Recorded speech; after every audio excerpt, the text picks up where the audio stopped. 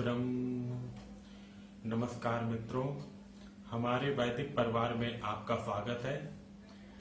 श्री वेद भाष्यकार श्री स्वामी शरण जी के मुख से वेद मंत्रों की सरल और प्रमाणिक व्याख्या सुनने के लिए हमारे YouTube चैनल को अधिक से अधिक लोगों तक पहुंचाएं, सब्सक्राइब करें, जिससे वेदों का प्रकाश घर घर तक पहुंच सके। आप कमेंट कर प्रश्न भी कर सकते हैं, हम सब प्रमाण उत्तर अवश्य देंगे। घर घर वेद मंदिर स्थापना अभियान में जुड़कर हमें सहयोग प्रदान करें। हमारा वेद भाष्य, वेदायन और अन्य वैदिक साहित्य घर बैठे प्राप्त करने के लिए आदेश करें। हमारी वेबसाइट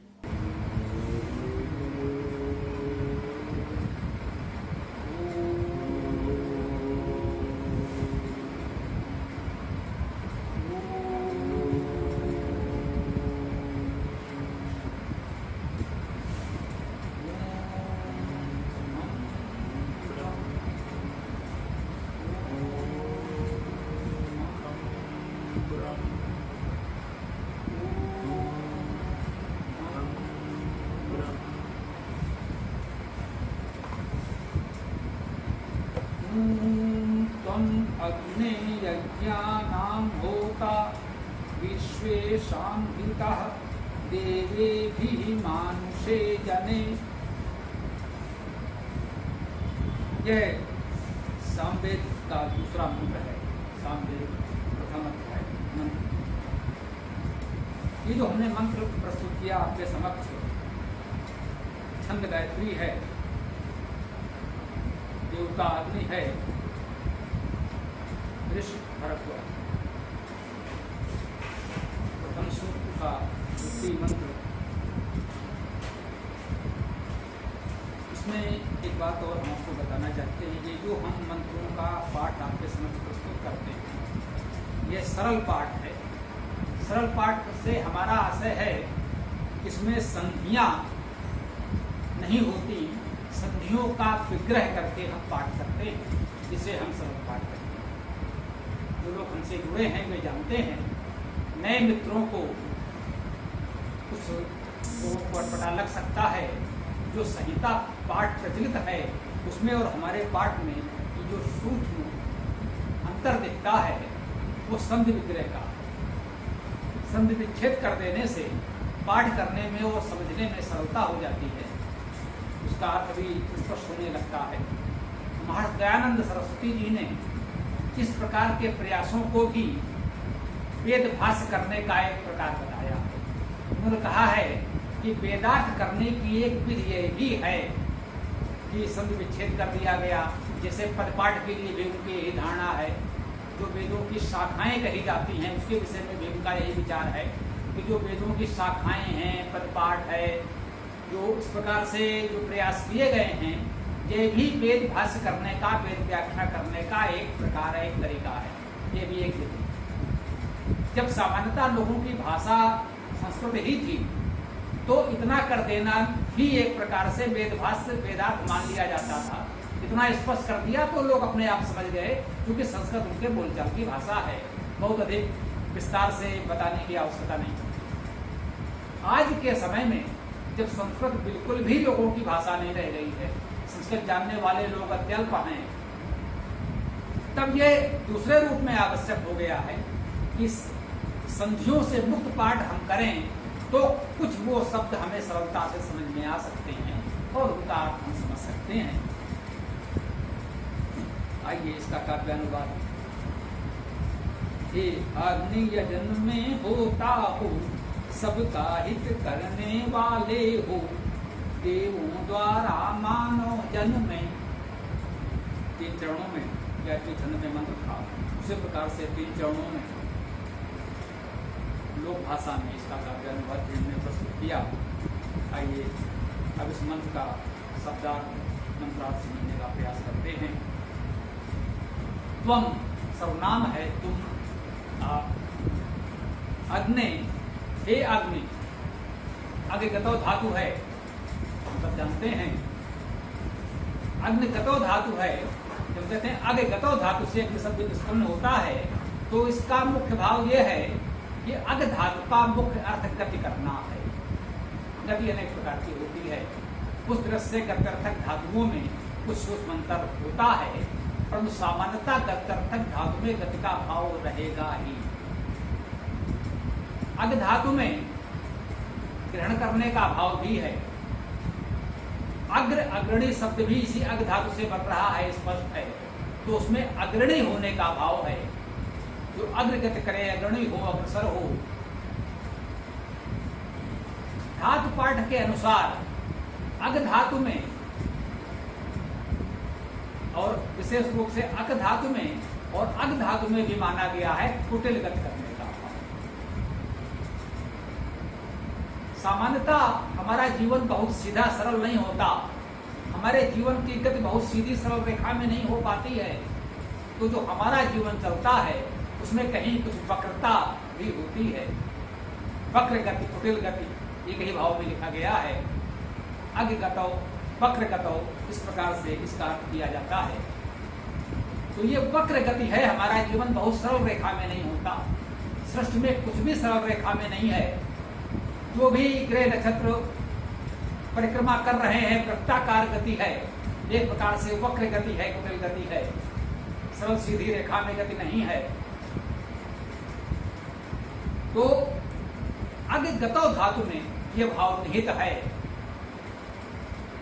कहीं कहीं नकारात्मक अर्थ में चला जाए तो अग्नि धातु से कुटिलता का अर्थ भी ग्रहण कर लिया जाता है, परंतु जब सकारात्मक अर्थ में वेद मंत्रों में इसका प्रयोग होता है, स्तुति उपासना के अर्थ में, तो अग्नि का अर्थ गति करना, अग्रगति करना, अग्रणी होना, अग्रसर होना का भाव भी लिया जाता है। कह रहे हैं अग्नि, हे अग्नि, हे अग्रणी, हे प्रगतिशील, हे अग्रसर। ये संबोधन परमेश्वर के लिए है, परमात्मा के लिए है और समाज के उन सभी अग्रणी लोगों के लिए है जो सत्य के मार्ग पर अविरल गतिमान हैं। हमारे अग्रणी हैं, वे स्वयं सत्य के मार्ग पर अग्रसर हैं और हमें उस ओर ले जाना चाहते हैं। परोक्ष रूप से उनको भी संबोधन है, ये परमात्मा के उपासक हैं।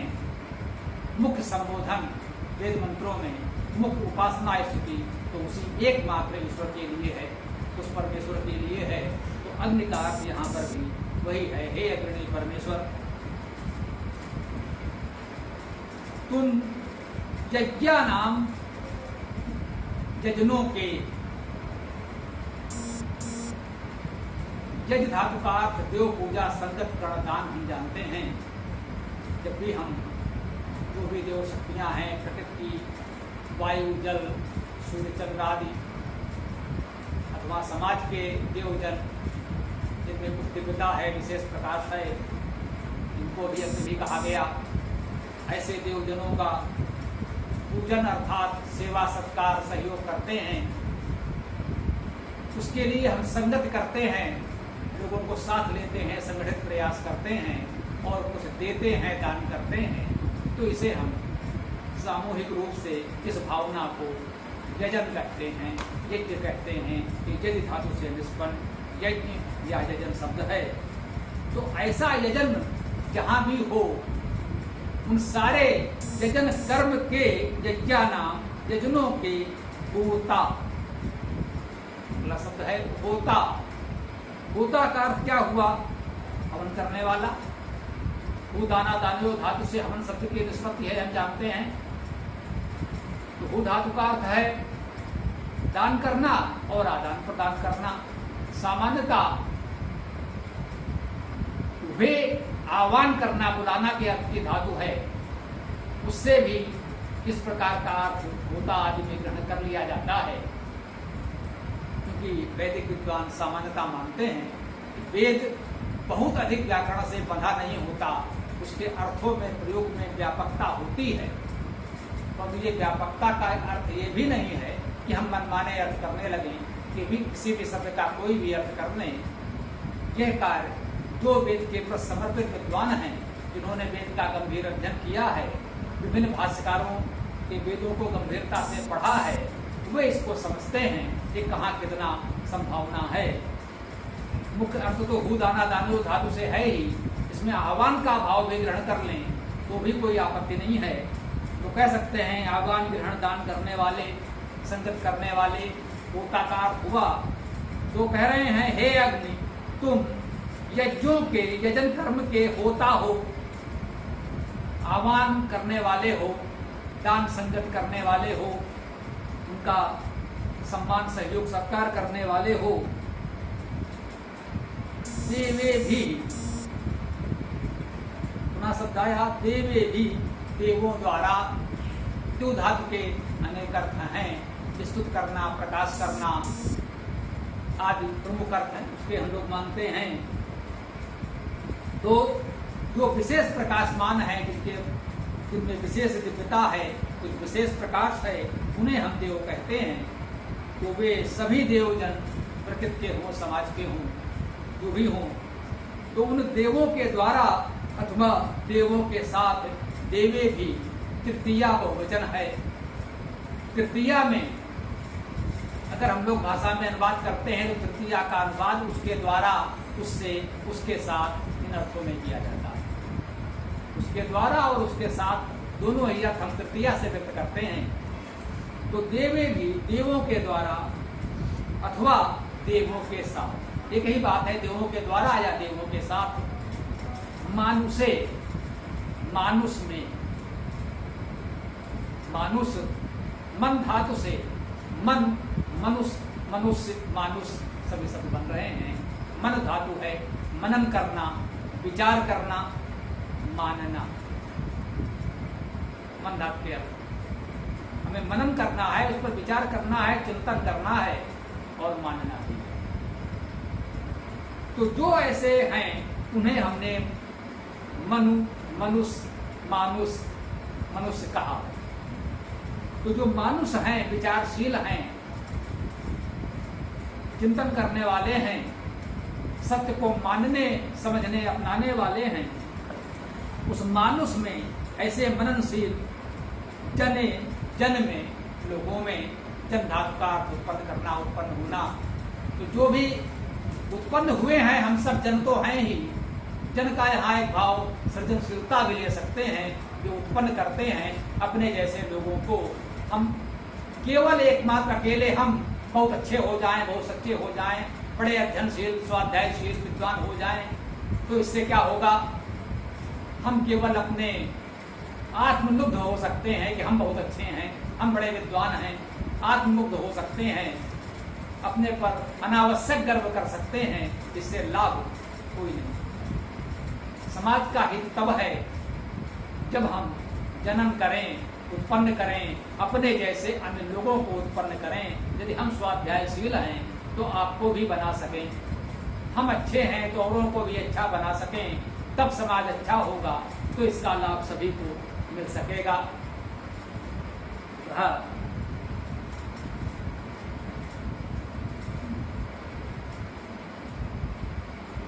विश्वेषाम हिता, यह था त्वम अग्ने यज्ञानाम होता विश्वेषाम हिता। विश्वेषाम, विश्व सर्वनाम है, सब। विश्वेषाम अर्थात विश्व का, सबका हिता।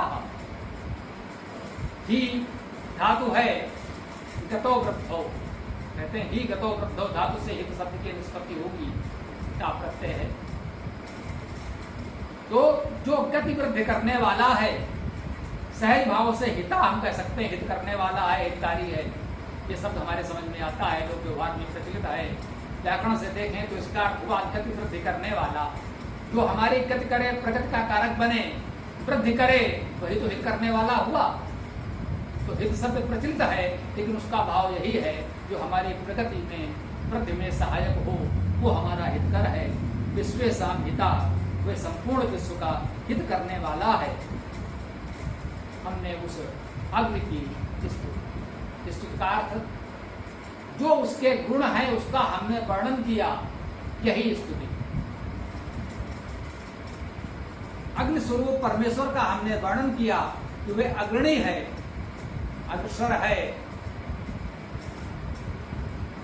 और जितने भी यजन कर्म है, जो पूजा, संगत, कर्ण, दान जैसे सत्कर्म होते हैं, उन सब का होता है वहां वो आह्वान दान करने वाला है, आदान प्रदान करने वाला है, विश्वेशाम हिता, वे विश्व का सबका हित करने वाला है। और वो विश्व का हित कैसे करता है तो ये बताया गया, देवे भी, देवों के द्वारा, क्योंकि परमेश्वर तो सर्वव्यापी निराकार है, हम सब जानते हैं। हमारा हित वो करेगा तो कैसे करेगा? आपके माध्यम से करेगा। हमें भोजन की आवश्यकता है तो वो आपको माध्यम बनाएगा। जो समाज के देवजन हैं, जो दिव्य जन हैं, जो प्रकाशमान सज्जन हैं, उन देवजनों के द्वारा वो हित करने वाला है। सबका हित तब वो करेगा। वो देवजनों के द्वारा मानुषे जने, जो मननशील जन हैं, उनमें हित करने वाला। वो हित कैसे करेगा? हित करेगा हमारे आप जैसे साधारण मननशील जनों, मनुष्यों का हित उसे करना है, वो करेगा। लेकिन करेगा कैसे, ये उसके पहले स्पष्ट किया है। देवे भी मानुषे जने, वो देवों के द्वारा मनुष्यों का हित करता है। विश्वेशाम हिता, वे सबका हित करता है। ये इस मंत्र का भाव है। आज हम लोगों ने इसके दूसरे मंत्र को समझा। ये सामवेद के प्रथम अध्याय प्रथम सूक्त का दूसरा मंत्र था। आज हम लोगों ने इसकी चर्चा की। हम आशा करते हैं कि आप लोग इसका स्वाध्याय करें। ये व्याख्यान हम अपने वेदायन पुस्तक से कर रहे हैं। वेदायन में चारों वेदों के चुने हुए सूक्त हैं। चारों वेदों के प्रथम और अंतिम सूक्त हैं। इसके अतिरिक्त कुछ अन्य महत्वपूर्ण सूक्त हैं। उनकी व्याख्या ऐसे ही शब्दशः एक एक शब्द का अर्थ, उसमें उपसर्ग धातु आदि स्पष्ट की गई है। वह सर्वनाम है, अव्यय है, ये सब भी स्पष्ट करके बताया गया है। ये वेदायन पुस्तक आप सब लोग पढ़ें, समझें। बहुत कुछ आपको उससे भी जानने को मिलेगा। इस माध्यम से तो हम व्याख्यान आप तक पहुंचा ही रहे हैं, तो ये संपूर्ण व्याख्यान कितना होगा तो पहले आप लोग वेदायन पुस्तक पढ़ने का प्रयास करें। उसके बाद संभव हो तो संपूर्ण वेद का भाष्य पढ़ें, सबका अध्ययन करें। हम आशा करते हैं कि अकेले एक में मुझसे तो ये संपूर्ण इतना बड़ा कार्य नहीं हो सकेगा। आप सब लोग इसमें लगें, सब लोग इसी प्रकार से गंभीर स्वाध्याय करें, वेदायन से प्रारंभ करें, संपूर्ण वेद का इसी तरह गंभीर स्वाध्याय चिंतन करें। और ऐसे ही बहुत से लोग जब वेद का निष्पक्ष शब्दशः अर्थ करें, व्याख्या करें, तो समाज में वेदों का प्रचार प्रसार होगा। वेदों का प्रचार प्रसार होगा तो अंधविश्वास दूर होगा, लोगों की रूढ़ मान्यताएं दूर होंगी। जो समाज में कुटिलता है, जो समाज में रूढ़ियां हैं, अंधविश्वास है, जिससे समाज का अहित हो रहा है, वह दूर होगा। और इस मंत्र का ये भाव सार्थक होगा, विश्वेशाम हिता। तब हम विश्व का हित करने वाले बन सकेंगे। उसके लिए देवे भी, देवों के द्वारा ही ये कार्य किया जा सकता है। तो आप सब देवजन हैं, आप सबको देवजन बनना है। जो वेद का अध्ययन करेगा वो देव होगा, ऋषि होगा।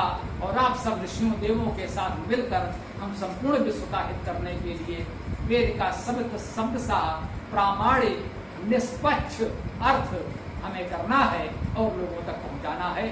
आइए आज की वार्ता को यहाँ विराम देते हैं।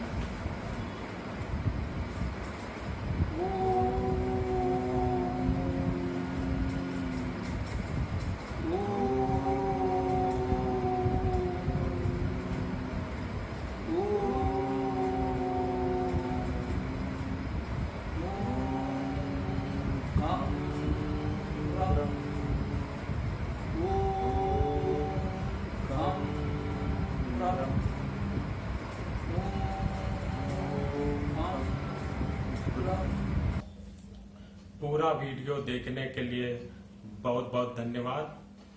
कमेंट में अपने विचार अवश्य दें। आपको कोई भी प्रश्न पूछना हो तो कमेंट बॉक्स पर कमेंट कर सकते हैं। डिस्क्रिप्शन में वेबसाइट का लिंक दे दिया गया है, उसमें अधिक जानकारी प्राप्त कर सकते हैं। धन्यवाद।